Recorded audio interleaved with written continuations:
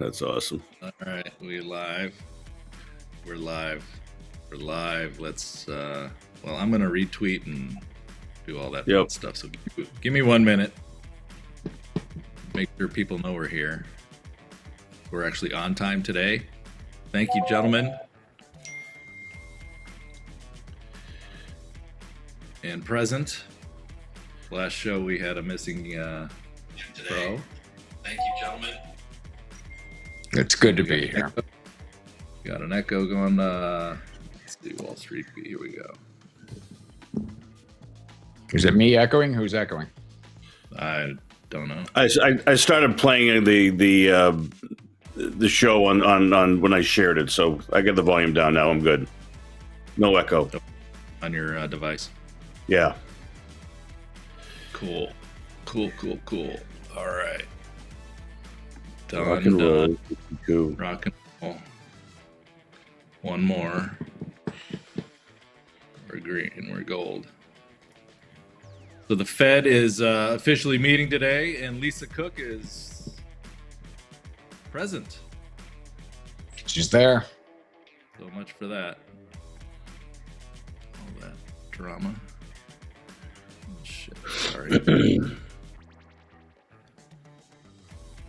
Retail sales look good today, Jeff. Yeah, they did. You keep telling us. I mean, you keep telling us. Retail sales are fine. And they keep buying stuff, and we keep saying, "Oh God, this is going to for sure stop. This is going to be." It's if the market crashes, it'll slow it down. But otherwise, the crap that we're supposed to be afraid of isn't going to do it. Like we have enough data now. Exactly. I'm curious. I see you've been crushing the Peloton. Do you still own that stock? I do, actually. I think they look really good. I mean, I think you have these ZERP era companies that just have a moat. No one's coming after Peloton. They got 3 million users and they're about to go cash flow positive in a fair, like they've got a lot of really, really stupid legacy crap going on there that just represents nothing. But you need like a studio and a few bikes and to stream it, and then you pay for the music rights and you take the membership fees, and they haven't even started applying stuff like AI to workouts. I don't know if you do Strava, but like you can actually plan workouts for people in a fairly sophisticated way through the app. That stuff that Peloton somehow spent 750 million a year on R&D and never thought to fix the app. Like the amount of stupid that was going on for years there is really bad. I mean, I think it could be $15. I think private equity will take them out at some point, but they'll wait until things have to stop kind of getting gradually worse before people want to buy you. Yeah. And so but they're kind of at that inflection. I think Stitch. And they've got a fair amount of kind of really pretty well known influencers that are kind of guiding those bike tours, right? I mean, that alone has got some value. Yeah, it's who you're used to. I mean, I just did my 4,000th Peloton ride last week in 5 years. I mean, that's 2.1 rides a day, just crazy. Like, averaging 24 minutes and 69 hours of riding. Like, or 69 days rather of riding. It's twice around the world, just kind of bonkers shit like that. But you get used to your workout. You like your cardio that way. I do anyway. I think it's an addressable group. People who have enough money to really not give a crap. I don't want to go to some gym. I just have a nice little nook in my house and I work out here. All right. 18% of the float is short. That's also gorgeous because it's an exercise bike, with an iPad. And I totally get it. But then again, you hook up a certain amount of, just men and women who do their thing that becomes their habit and they're really sticky. And there's 3 million people that are paying $30-$40 a month and not really giving a shit and don't want to change. Yep. All right, let's get this show on the road. It's 7:07. Welcome to Wall Street Beats, everybody. I'm Steve Lamar. I'm joined with Kevin Bakes Baker, our chart pro, and Jeff Macke, our retail pro. And we're going to talk, we just talked some Peloton real quick, but we're going to talk some denim. We're going to talk retail sales. We're going to talk some Cracker Barrel. And I know Bags has got some charts to share with us. Maybe some Costco. We got Costco coming up next week. Jeff, I don't know if you have any thoughts on that. So let's get the show on the road. Jeff, where do you want to start? You want to start with denim? I'm sure we can start Denim. with denim. I don't know if you saw the Emmys. Nate Bargatze came out with the denim tuxedo, he called it, which, first of all, it's a Canadian tuxedo. Come on, Nate. Don't worry about offending Canada a little bit. They can stand the teasing. Second of all, they did it to snarkily make fun of Sydney Sweeney, who was not, in fact, wearing blue jeans when she came out. And it's just this kind of silly meme, but it's also a sign of the times. And it's a nod to this trend that's clearly going on, which is people are getting back into denim. This happens every time denim comes back. People feel like it's being semi-ironic and, we're going back to bell bottoms and mom jeans. And the answer is, yep, we are. Because we do that every 20 years and have since like 1870. So, that's just a thing that Americans do every once in a while. American Eagle has to come out with a denim tuxedo now, Jeff. They got it. Why would they not? You can make your own, and that's the beauty of the Canadian tuxedo. That's going to be the high school tuxedo this year. You watch. I'll be honest, it was mine, and I was kind of just uniformed up without really trying, because just in my high school you wore blue jeans every single day, and people would laugh at you if you didn't. And so I had a jean jacket. So sure, it just comes back. It's just a thing. But as long as people are making fun of it and underestimating it, that's great. It's a 1% to 2% growth a year industry. It's going to grow 6% this year. That's a huge delta for that group, and that just changes everything. That takes AEOs, their comps go from negative to positive, because that works out to about 3% demand. That is a tailwind they don't really even control. But who gives a shit? You don't have to write. It's like golf, man. It's if you get a par, there's only room in the box to write down your number. You don't get an excuse. It doesn't matter if you shanked your drive and caught a lucky putt. You just write down your number. American Eagles comps are positive. You write down your number, and don't care how you got there. 15 times. No one gives a crap, and it's huge for Gap. It's huge for Abercrombie, and it's also a sign. We can segue straight into retail sales. They continue to be fine. Right. So, Bakes, what do you think of the Bakes? What do you think of the chart on American Eagle here? Jeff sounds like he still likes it long. It's hard to love it long. I mean, look at that yawning. There's a little bit of a gap there that is probably going to get filled at some point, but but not anytime soon. I like this. I like the 200-day turning up, and the 50-day looks like it wants to go through the 200 to the upside. You've got $20 here. That's going to be resistance. That's going to be a little bit tough to eat through, but maybe not, given what Jeff is saying. But, it's clearly people got caught on the wrong side here, and the Sydney Sweeney effect is technically bullish. It's real. What I like about it is the way the stock's been acting after the huge earnings gap, because that figured to get sold. That figured to be, man, a lot of people covered. That volume is huge. That was the meat wagon of people who just had to cover because it was Friday and they were getting kicked in the face by like 80% by American Eagle.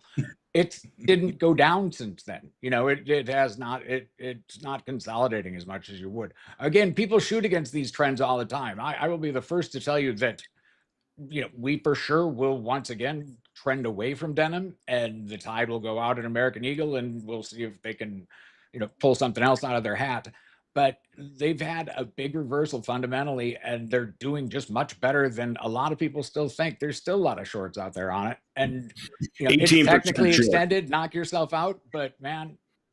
Hey, Bakes, what is your stock's a short? What does the Levi chart look like, Jeff? Does this tide lift all boats? Levi actually has had. It looks good. It looks like that. That was a great trade, but that was also a trade that I caught that last summer. And I remember you talking that about trade was just to 22. It was, can it get to 22? Yep. And it clearly sold off just the way, according to Hoyle, it was pretty much supposed to after it earned. And then it went back, but the uptrend still looks good. And again, you have a story where all of a sudden they're growing 9% a year. You just have a little bit of a tailwind. And so actually I've made a denim index where I'm just taking the companies that kind of sell the bulk of the denim in the US. It's going higher. It's kind of silly. It's kind of companies that people don't really think of that much. The guys that make Wrangler jeans, that's a good bar bet on Wall Street. Hey, who owns Wrangler jeans? No one really thinks about them, but they've got a good chart. I've seen a going lot higher. of I see a lot of images on Twitter with RFK doing his workouts in jeans. He should be a spokesperson. Yeah, it could be, and just a lot of upper body and not apparently a Yep, ton of exactly. You don't want strength. to I don't know if you saw the you pull-up. don't want to show your skipping leg days, so I guess you're wearing jeans for your workouts. That pull-up competition was well intended, but oh boy, it was not great. So but hey, he's jacked, so All right. it's fine.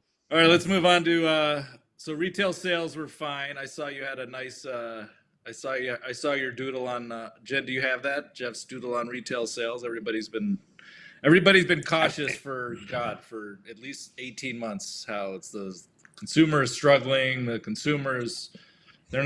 gonna be an end to this. It's coming tomorrow, and it just never does. The consumer themselves says so. It's that Michigan consumer survey is just broken. That used to be at 100 every year. It Like tapped most. down during COVID to 70, and that's where it is now. And they don't adjust it because I guess Michigan's just not the school it once was. But it seems like you have a broken survey there, guys. And whatever the consumer says, maybe there's just been a difference in the level of cynicism of people being polled. But people love to bitch and rail, and I saw it today. 2/3 of consumers expect jobs to be harder to come by in a year, and we go out and shop. This wasn't a barn burner of a number. You can blame a little bit of it on inflation, frankly, because this is what it looks like when American consumers eat the tariffs, since no one else is. You've got a little bit of inflation in there, but the other point on that is that for inflation to rise, like, folks got to go out and buy stuff, and people are buying stuff. Like, as always, they're making choices among the groups. The restaurant group looks terrible. We'll talk about that in a bit, but just kind of rolling over, falling straight to hell. You saw grocery establishment sales where they outpaced the service food places in these numbers, but really Kroger looked good. Yep. Yeah. And you can dive into the weeds on this data, or you can just listen to the Walmart CEO who told us a month ago that back to school was looking really good. As goes back to school, so goes Halloween. And if Halloween's good, well, the holidays are going to be good. The market could crash, the levee may break, God may fall from the heavens, and lightning could strike us all. But failing something along those lines, an exogenous shock, if you will, Christmas is going to be fine. Market's all-time highs. Kind of better than expected. Retail's, I mean, it's right. Fine. Market's at all-time highs, and we're not buying Christmas gifts because, come on. What country is this? Are you shitting me? Don't even sell that to me. So, Jeff, do you ever own the XRT? Do you ever just own the basket, or you like to pick the individual stocks? I like to pick the individual stocks. It gives me something to do for the rest of the day, and also I think that the measures of it are pretty broken. I mean, you had Tesla breaking out the XLY yesterday, and it's like, Tesla's discretionary. That seems like a AI company to have the preponderance of the weight in the XLY. Right. That just seems like, and so the XLY is all Tesla. Yeah, I mean, I went down to about Tesla. 30 stocks that I follow that are just consumer based. They reflect what consumers are really, really actually doing. Netflix is in mine. I don't, they don't call it a discretionary, but it's just a consumer staple. You can't tell me that's not correlated to how Americans want to behave and spend their time and money. 41 million people watched Canelo Alvarez fight last weekend. 41 million. Like that, that's a lot of people subscribing to Netflix to watch stuff that you can't give boxing away most of the time, except to weirdos like me who pay $100 for it. So that was great. It's, welcome aboard. 90% of the new viewing audience. $100 and a pizza. It costs the same amount to go out to dinner with your wife. So stay home, have pizza. Now you can watch it on Netflix. It was great. Yeah, that's what me and the missus did, and I can't say that it was a scintillating night for her, but I thought it looked great. It was a good fight. Exactly. All right, what would you want to talk about on Cracker Barrel? Oh, Cracker Barrel, they report this week. Now that's going to be a good tell. Dave & Buster's reported last night, and it was not pretty different business, but still it speaks to that sort of not necessarily higher income consumer. Are they going out to eat very much? That group as a group looks terrible. Cracker Barrel is actually just hilarious because they went and they remodeled all their stores, announced it, started rolling it out, got huge blowback from the internet for getting rid of the old creepy guy that was sitting there with a barrel, which is a pretty good sign that you've screwed up your new logo pretty badly. Like, just come up with a new guy. Like, what are you doing? What seriously. exactly? And the CEO What did was a the bunch of point of that interviews. exactly? Was it What's that? trying to get? What was the point of this logo revamp? I never quite understood what they were trying to do. I mean, to be Younger blunt, demographic. it's the CEO. Her phrasing was that she wanted to widen the aperture of customers that look into Cracker Barrel. Nice word choice, but congrats. That's really that's very, very colorfully phrased and just bullshit and a terrible idea. So she, to her credit, I guess, they pulled the plug on it pretty fast, and they're putting the old guy back up all over the country. That's great. Great. Trump. They saw still Trump jumped all over that too. So got him some easy, press. Got him some press. And honestly, she was right to fold. It was a stupid idea in the first place. It's to her credit that she said, "Bad idea on me. Let's take him down." Yeah. But you're right. that stock was $180 3 years ago, and it's not $180 now, shall we say? It's still in an Ozempic world, a tough time to be selling cheese fries and gravy biscuits and stuff. And there were other problems with Cracker Barrel beyond the old guy with the barrel. What do you think of the chart, expectations are super low. What do you think of the chart? It's in the DMZ. I mean,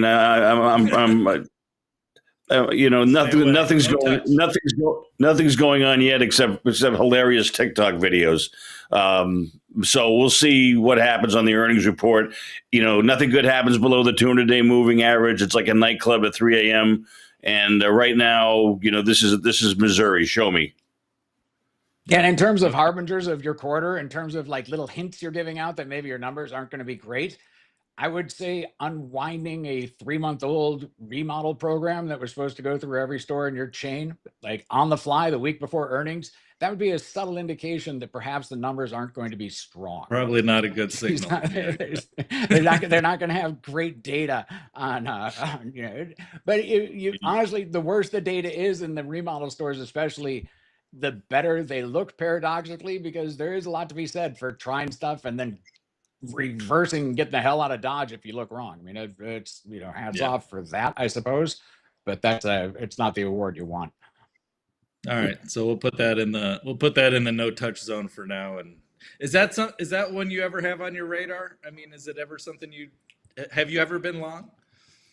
No, I've looked at them in the past. I love names like this. I've been long Denny's before. I give me a down and out sort of diner of some sort, and you do come up with a valuation where they have their steady customers, and barring some radical cultural changes, they're always going to have that.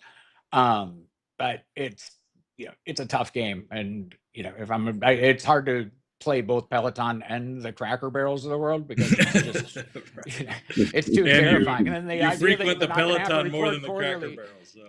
I need reports hourly from these companies. It's way too stressful. I need your heart thanks you for it. Yeah, exactly.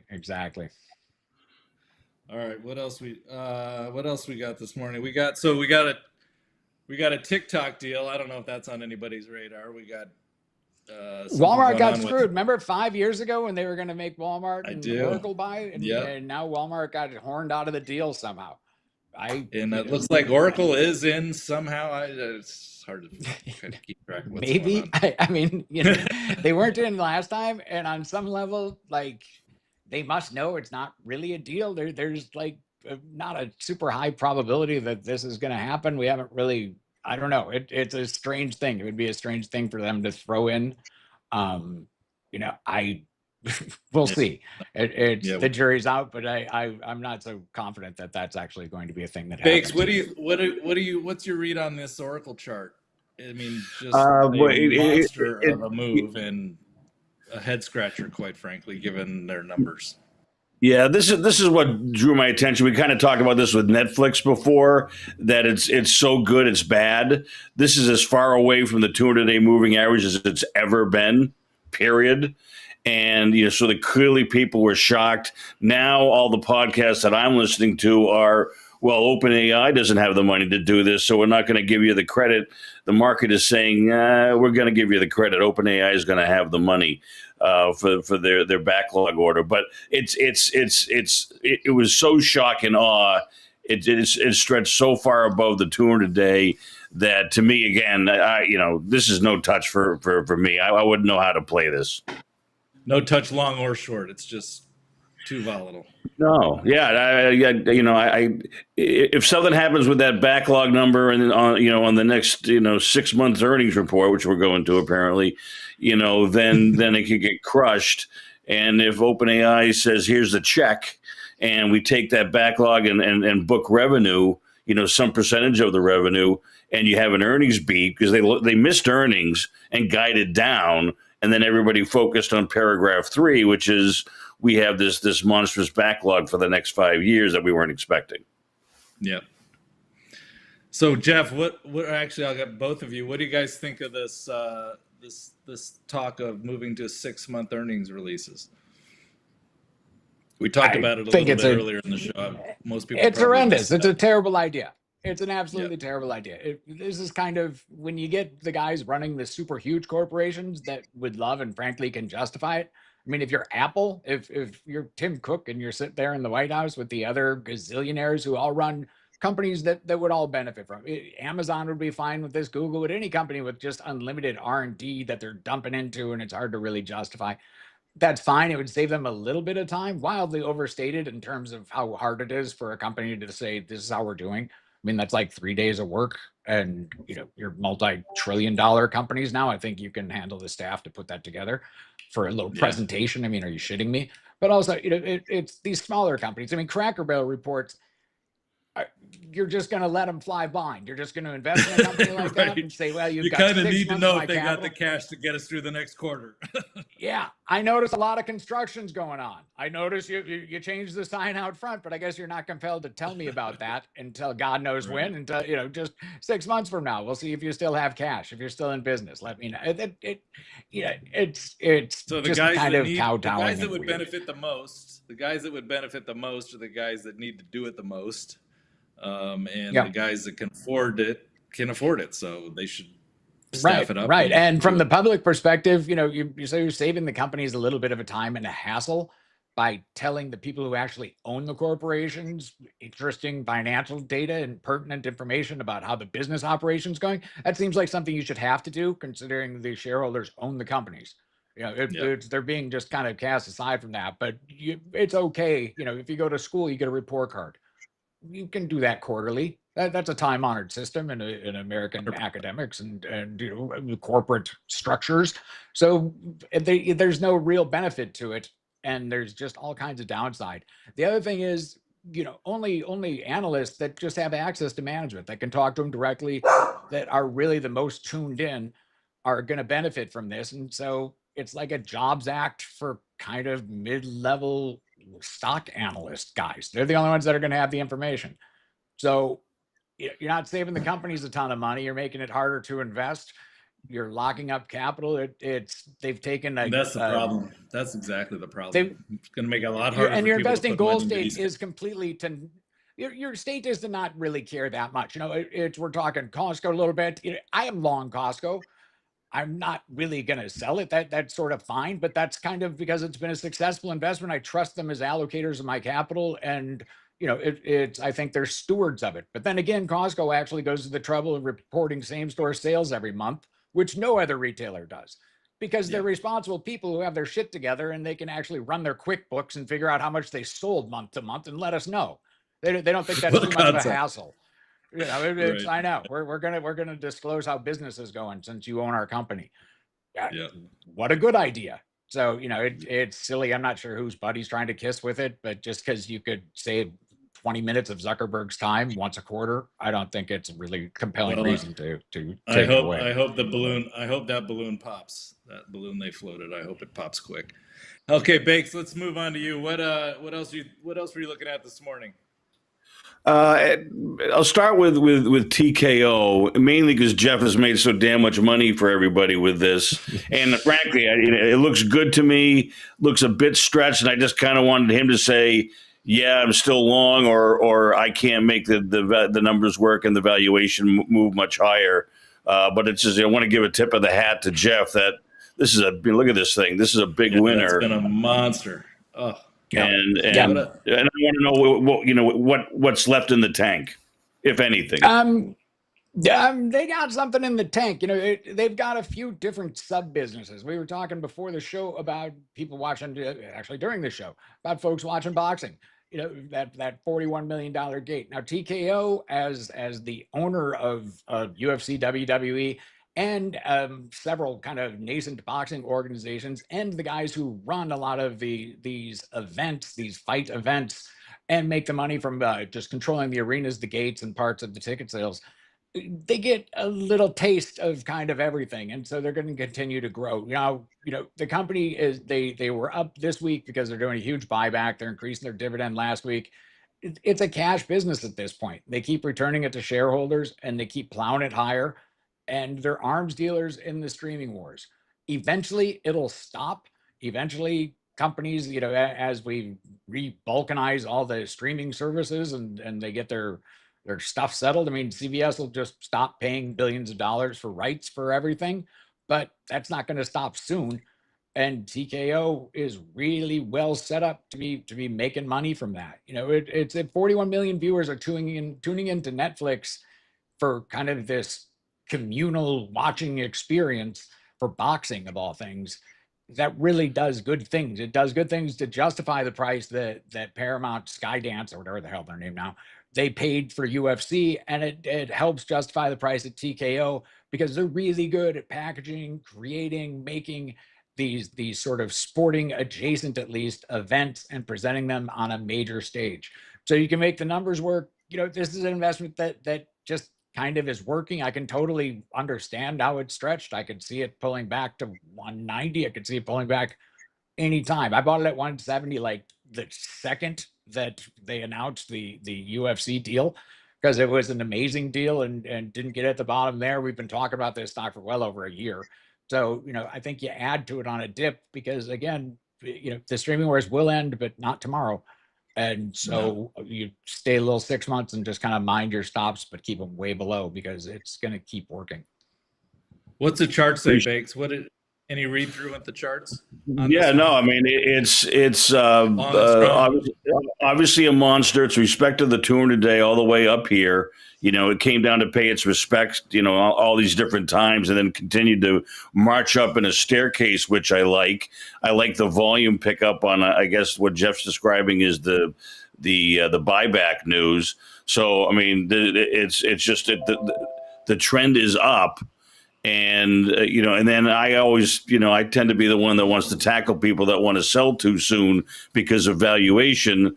As far as this looks, relative strength, new high up here, it's just let your winners run and cut your losers. And I think that fits the bill here. Yep. All right. Sticking with it. Yep. What else you got, Bakes? I am as subtle as a 2x4. And I put out 3 videos from 2 and 3 years ago. One to the head? Okay. Pardon me? I said, and we're about to get one to the head? Well, maybe. I'm bullish uranium. I've been talking about this for literally 3 years. Go please look at the videos that we're going to post on our social media. I already put it up on mine from 2 and 3 years ago. And, the charts made me go back and do a lot of fundamental work.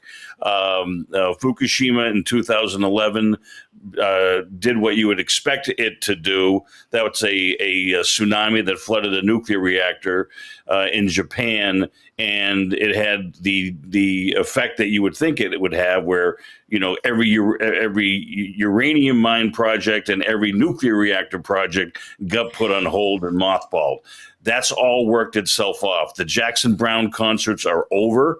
We need nuclear energy yesterday, and we haven't really seen it in the spot price. What we saw yesterday was this big spike here, up to 12% or so. This is URNJ, by the way. This is my junior uranium miner.